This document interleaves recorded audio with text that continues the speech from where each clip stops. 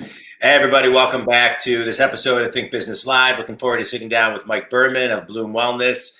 Mike, I'm looking forward to talking with you. I've gotten to know you over the last couple of weeks. We both go to the same Buddhist monk, Dr. Lou, in Ann Arbor. We do, yes. And, I think right now it's so important for people to be taking care of themselves, and wellness, I think, is so critical.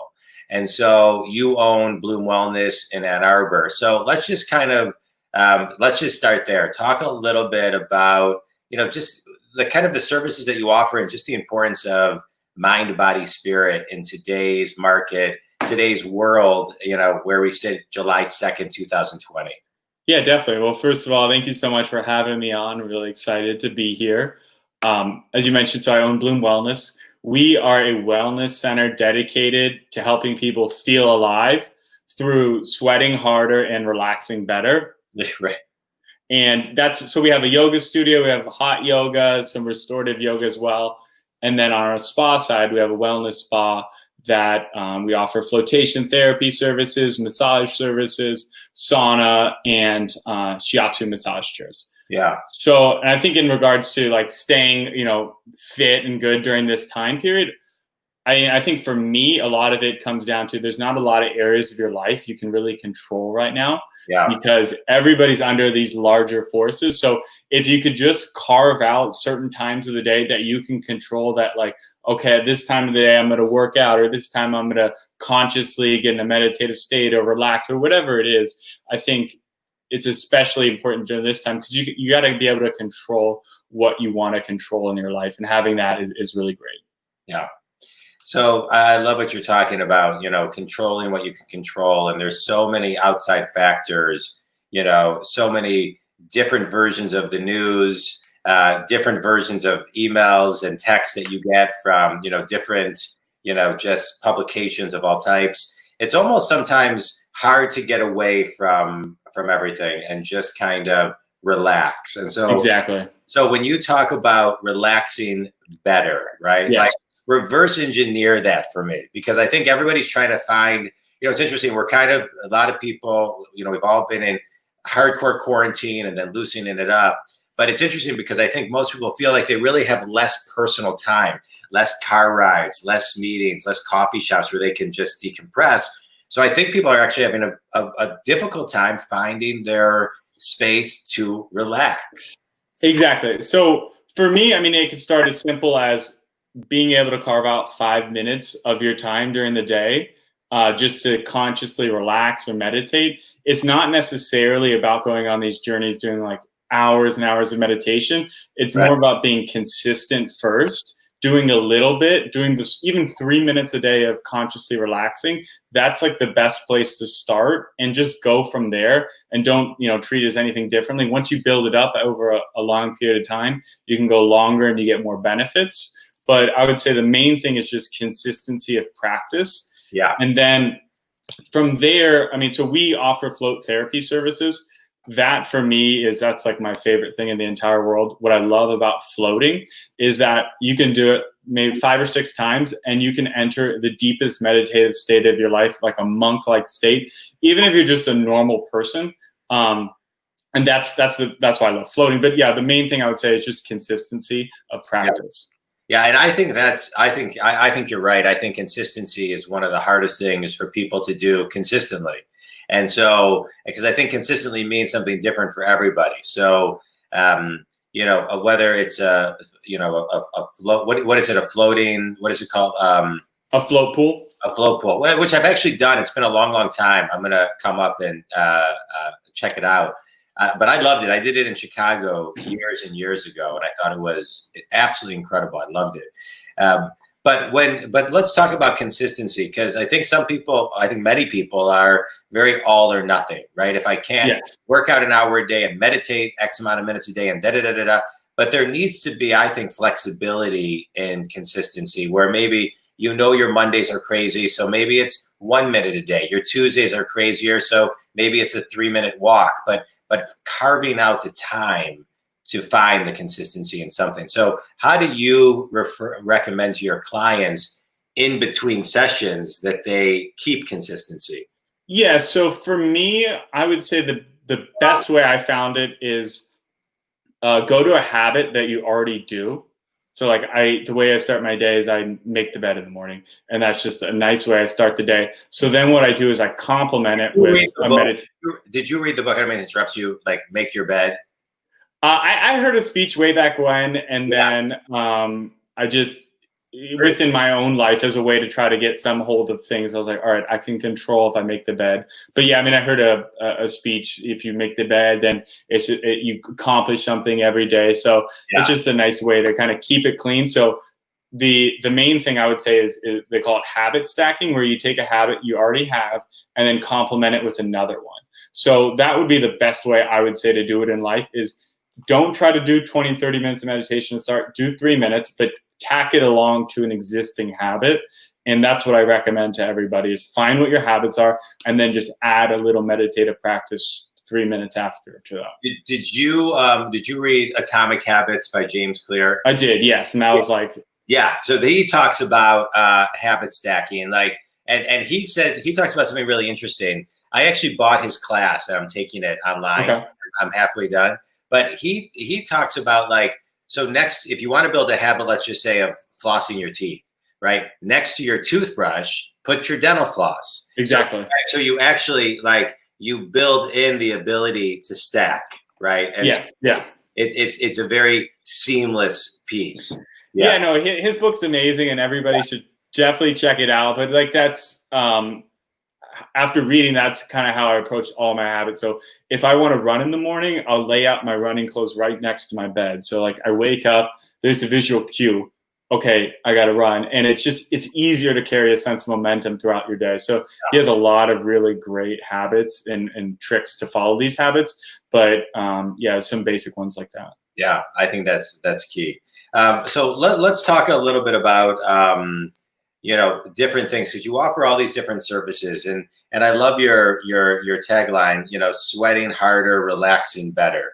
And so you offer all these different things, yoga and floating devices and massage chairs, so how does somebody even know where to dive in first? Like, where do you pick your starting point? Yeah. Okay. So typically people use this in two different ways. So one will be an ongoing wellness membership. So that'll be if you have an active yoga practice or want to get in, you'll start doing yoga at our place. But then with all our memberships, you get complimentary shiatsu massage chair sessions as well as saunas. So, or people do that with massage and get the massage chairs in the sauna. So that's one, an ongoing wellness program. The other one is our wellness experiences. And this is if you just want to really relax on a Saturday or you're celebrating an anniversary. You come in, you do a full body massage, then you go to our shiatsu massage chairs, then you go to our aromatherapy sauna, and then you'll finish off in our float pool. And that's more about 3 hours of time. And it's just like you want to enter an experience. So I would say the main one is if you're looking for a one-off type experience to begin, wellness or just feel good, try the experiences, and then the wellness memberships if you're really looking to make lifestyle changes and shifts. I read many, many years ago that the reason George Burns lived to be over 100 was because he got a massage every single day. And so, and I don't know if that's fact or fiction. I mean, I'm not a doctor. I mean, I was pre-med for a bit and failed in class. So I don't know, the scientific truth to any of that, but that's one of the things that he was quoted on saying.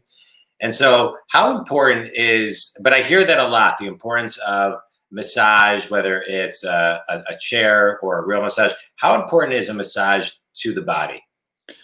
It's hugely important as a preventative tool. So a lot of times people come in and they think of massage like I pulled a muscle or I'm hurt. And then they do the massage, maybe they'll come back again, and then they're like, okay, I'm fine now.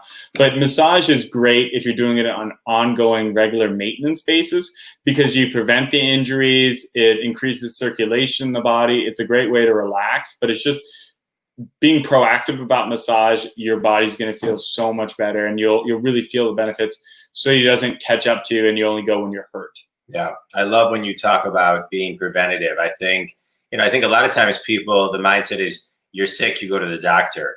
But preventative health is something that requires you to be a little bit more proactive, and just take care of yourself in a more universal way, right? And so how do you, and then I want to talk a little bit about business and how you started your business. Yeah. But how do you talk to people about shifting their mindset to be preventative? I think a lot of it, because when you're creating a new habit or you're trying to make a change in your life, a lot of it, people kind of white knuckle it, or they think it's like this uncomfortable thing you got to do for a while. So I think really it's about adopting a new practice and enjoying it, and coming from a place of like what's fun or what makes me feel good in your body. Like when you do our hot yoga class, you do hot yoga or restorative yoga, you feel so good. And if you could just tap into that feeling a couple times, like you get addicted to it and you just need it. And then going from there, as opposed to like saying, I need to be healthy now, I'm not healthy, and that more beating yourself up to motivate yourself, that falls off. Versus like if you do something and you enjoy it, you're going to really benefit and you're going to stay longer, and it's going to become a habit after that. Yeah, it's great. Let me ask you a question. So, all right, so now let's talk a little bit about business. So, somebody who is maybe looking at the wellness field and saying, you know what, I want to get into this field. They may say, well, you know what, it's kind of overpopulated. So how do you start a business and build a brand in a crowded space? So for me, I really got into it from float therapy. And at the time that I was doing that, it was pretty open, and there weren't as many float centers around the United States.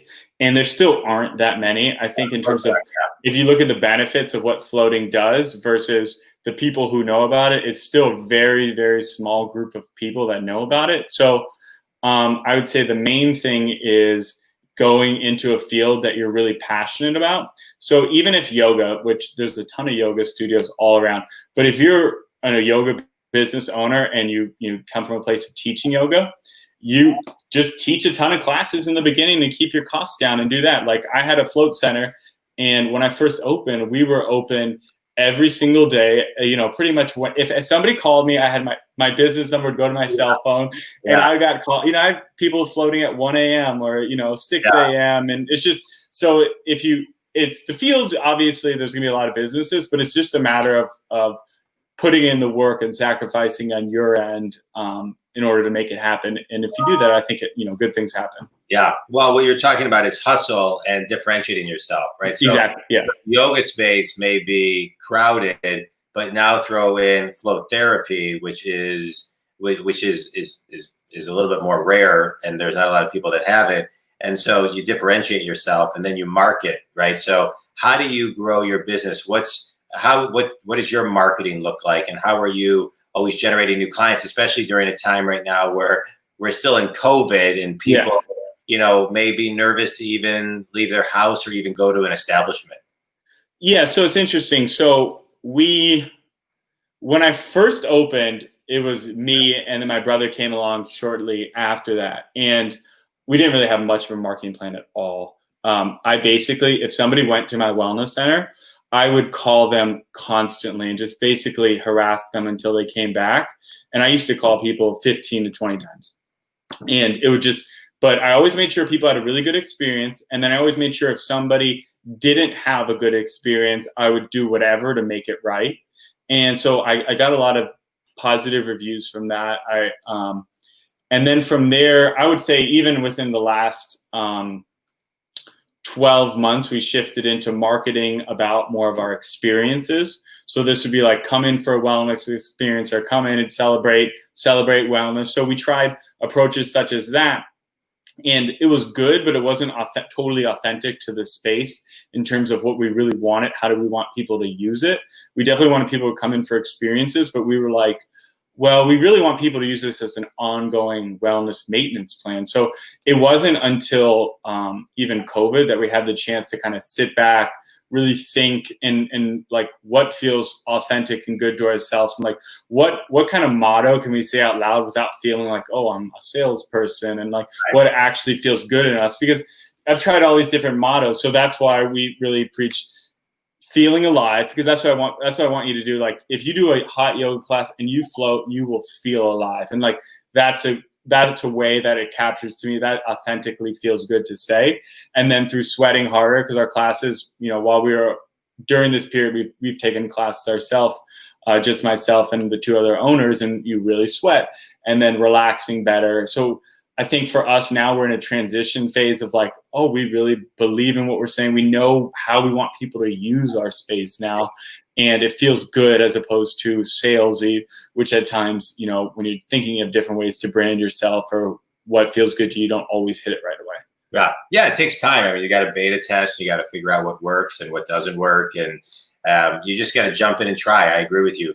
Talk to me about working with your brother. I used to work with my brother. We had an internet company back in the day, which was a blast. I loved working with him. But it was also, he would also talk to me like I was his little brother at board meetings sometimes. And I'd have hey, like, Jeff, like, stop talking to me like I'm your little brother. We're in a meeting right now. So, but it was great. Overall, I loved the experience. But what was it like building a business with family? So, my family always had family business. My dad, he is a lawyer, but it was his law firm. My mom's his accountant. And then we used to serve people and, file stuff and shred paper. So I've always been in a family business type environment. Working with Andrew is, for the most part, really, really well. We get along really well. You can talk to each other in a way that it is a lot more comfortable, because like he can yell at me about something and it's not a big deal. Or I could say something to him and like there's a lot of comfort level with that. I think as we've grown along, we want to formalize communications structures just within our business as a whole. So having set meeting times every week and, just maybe if it's other person's day off, not communicating with them. So I think for the most part, it's really nice because it's not formal. And then bringing a little structure to communication has really helped us. But we get along really great. And then, I like doing it with him. Yeah, I love it. So talk to me about your services. So you build this company, you're doing the float, you start doing yoga, you start doing chairs, you have this wellness center. So I know it appears to me that you're also pretty entrepreneurial as well. You have the wellness center, you've got a lot of business sense. I think you sell massage chairs. So what are the other tentacles of Mike Berman? In terms of the wellness center? Just of like other, what else you do? What else I do? Well, so since I've opened 5 years ago, it's pretty much been this. I love running it. I love reading. So as you mentioned, like I love business. So probably my favorite thing to do outside of this is I love reading biographies, some about business, some about historical figures. And I play soccer. I love soccer. And then running as well. I like to run. But for the most part, my life is pretty much geared towards my business because I really like to do it. And so I also run it with my fiance as well, Cassandra. So it's like all we ever talk about, all we ever do, but we really like it. And, there's a balance with it. And, I've learned how to negotiate that a little bit better over time. But for the most part, this is pretty much all I do. But I like doing it. I love doing it a lot. Right. Yeah. Well, what you're talking about is like, when you're that passionate about something, it doesn't even feel like work, right? Exactly. So even though you're talking about it all the time, it almost doesn't even feel like it because you're just always looking for the different nooks and crannies. The biographies, who are some of the favorite biographies you've read and that have transformed some of the ways that you think and run your business? So I would say my favorite biographies I've read were the Lyndon Johnson series of biographies. So there's a gentleman named Robert Caro, and he's spent his entire life writing about power. So he wrote originally a book about Robert Moses, which was amazing. And then he's not done with it. He has one more book, I believe, left, but his entire life for like 7 years has been writing about Lyndon Johnson and the Robert Moses book. But his lessons is more about the corruption of power. I would say in terms of lessons from people I always try to take one little thing. So I love reading about George Washington. He was a really interesting guy, but for George Washington, he was all about writing down to-do lists. And that's after I read that, I was like, you know what, I should try to-do lists. Reading about Carnegie, he was all about balance in life, the importance of having it. So he created all these great industries, did all these things, but he had a great balance in his life, which I actually never read about anyone that successfully had a good balance in life besides Carnegie. And then Rockefeller, I learned the importance of having a settled, one, about numbers. I mean, everybody who's ever been successful in business knows their numbers really well and the importance of knowing numbers well. And then I would say having a settled home life. I mean, he had a pretty interesting background. He was extremely religious, was very big in the temperance movement, but he was all about having a quiet home life so he could do what he did in business. Yeah, that's great. Did you ever watch The Men That Built America on the History Channel? I remember seeing a couple episodes of. You got to watch it from beginning to end. I mean, it starts with Vanderbilt and walks you through Vanderbilt, Rockefeller, Carnegie, J.P. Morgan, and Ford.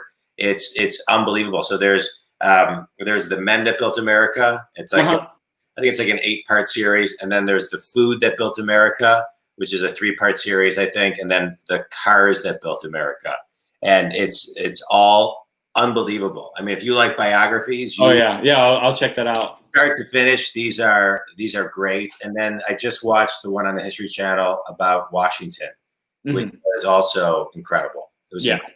Yeah. I mean, he's an amazing figure for a lot of reasons, but I mean, part of it was like he was about owning a business, and the big reason he went to war with the British was because they were taking his land and the value of the land. It wasn't these larger themes, but then he was the perfect leader for America that could really represent like a proud general that like stood for the country. And, you know, he was remarkable in the sense that he helped mold a country around him because of his charisma, but it was a very understated kind of powerful charisma. And he's a great, I mean, learning about generals and stuff like that. Like, I love to do. I love it. I love the History Channel and all those documentaries. So talk to me about just wellness now, and I just want to go back to kind of the importance of taking care of yourself, because I think sometimes people will say, this all sounds great. This floating thing sounds great. It's in Ann Arbor. It's a 25-minute drive. I don't want to spend the money. I look at things like this as an investment. I'm a preventative type person. So, how do people kind of budget for this, and how do people start shifting their mindset of really taking care of themselves and being in a way selfish and taking care of themselves and nurturing themselves? And because they say the way you take care of yourselves in your 20s shows in your 30s. The way you take care of your 30s, it shows up in your 40s. Yeah. And so, how do you encourage people to just raise the awareness, raise the level of consciousness that it's important to take care of themselves? Yeah. So, I mean, as you mentioned earlier, we both go to Dr. Lou, and he's in Ann Arbor, and everybody should go to Dr. Lou and do his services. Yeah. But Dr. Lou, to say this, for those who don't know, Dr. Lou is a Buddhist monk, and he is a medical intuitive, MD, and he does acupuncture and cupping, and then gives herbs from his sustainable farms in Beijing, and was raised in a monastery from the age of 4, and is unbelievable. He's unbelievable. Yeah. So Dr. Lou is like the best, but I first went to him, and he, when he starts, he says, "Oh, you can't eat this, you can't do this." So it's like a very strict approach to what you put in your body and your approach to health. And then so at first, like, I didn't really get I came in for sleep issues, and I didn't really get the benefits that I expected to get. And I was complaining about it. And a couple things. One, I remember I complained to my fiance, Cassandra, and she went to him for a long time. She said, I was like, he's really expensive because he's not cheap at all. He's totally worth the great value, but he's not cheap. And I was like, I'm spending all this money. I'm not getting the benefits. She said, the thing is, and it really shifted for me, everybody always says they want everything. They want this, they want to do this, they want to be successful at this. But the greatest gift we have that we've been given, that we have, that we don't have to strive for, is our health. I mean, obviously, things come up with people and there are external factors, but you really can control and nurture this gift. And, from going to him, like, he's really great at helping your body heal itself and giving you the tools to help you heal itself. Because we're given this gift of, a great ability to heal ourselves, but we just get in the way of it. Yeah. And so then I go through him, and I go through the first round where you see Dr. Lou first, and then you see his healers. And at the end of it, I was still like, I'm not getting the benefits. And then they said, all right, well, we'll tell Dr. Lou. And then they come back in, and I go back again, and the next time, and I said, well, did Dr. Lou say anything? He just said, give time, thanks. And like, I was complaining, he just said, give time. And sure enough, during the next round of stuff, like everything that I was anxious about or I wanted to happen had happened. So I would say the big things are patience with your health, because it does take a really long time. And then also just value it, because it is like the best thing you can have is to be in good health. And that's a gift that, pretty much everybody has, and that we kind of let go. Yeah. No, I agree with you on that. I agree with you. You got to get out of your own way. And that is so important, and have the patience and the discipline to just stay, like we talked about earlier, stay consistent. All right, Mike, last couple questions. The world is different today than it was a few months ago. You got a lot of kids graduating college. You graduated college, started a business. What advice would you give kids graduating college today? I would say, there's always the, go with the passion, go with what you like. I would say find mentorship early on if possible. And then the biggest thing with kids, people who are younger, is like, just pick up the phone and call people. People are always so afraid, like they'll email you, they'll text you, but there's nothing like just picking up the phone and calling somebody and just trying to make something happen by just making a phone call. And then, if you are trying to get people and you're doing something you really believe in, like, don't feel bad about getting embarrassed or, about people not resonating with what you're saying, because people have their own things. And like, if you really like what you do, like, it doesn't matter if you embarrass yourself a little bit. It's just all about progress and keep going forward. But yeah, I'd say pick up the phone. Yeah, it's well said. Well said. All right. So tell everybody how they can get a hold of you and your services once again. Yeah, so we are Bloom Wellness. You can get a hold of us at blooma2.com, and then our phone number is 734-436-8492. It's great. It's great. And you offer massage chairs, float therapy, yoga. Did I leave anything out? In the sauna as well. So currently our yoga is not open, but our spa is open as of last week. That's great. Mike Berman, you're doing great things. I appreciate you taking time to be on the show. Yeah, of course. This is great. Thanks for making the world a healthier place, and thanks for getting people to sweat harder and relax better. That is awesome. Great. That is great. I appreciate you, and thanks for being on the show. Yeah, thank you so much, John. All right, hold for 2 seconds. Okay.